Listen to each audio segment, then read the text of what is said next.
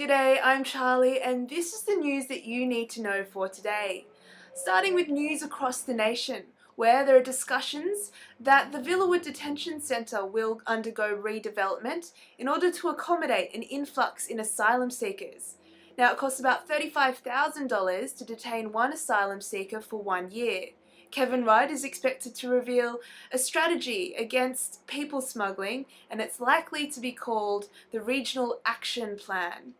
Now moving on to the government's successful attempt to pass legislation that allows it to keep the money it collected from the tax on Alcopops. The government also has plans to make the tax a permanent fixture.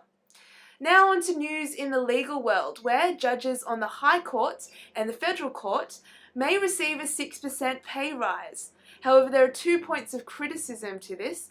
Firstly, that it might not be appropriate given the current economic climate, and secondly, that giving a pay rise to federal court judges but not to family court judges may cause a division between the two courts. Now moving on to defence, where Australia has quietly announced that it will conclude its military commitment to the war in Iraq as of July, and that comes 6 years after the war first began. Now that news brings us into world news, where a US soldier in Iraq has killed 5 of his fellow colleagues. Moving now to Sri Lanka, where rebel fighters continue to take the lives of civilians. However, there is mounting pressure on the UN to intervene.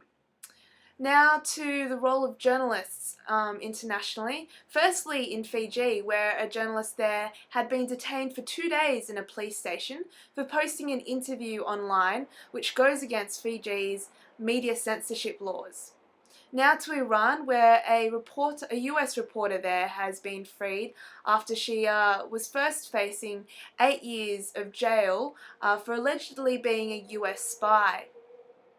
Now to today's talking point, where an 89-year-old former Nazi has been deported from the US and sent to Germany, where he will be facing charges for assisting in the murder of Jews during World War II. And that's the news for today. Thanks for watching News Briefing, where you're in the know.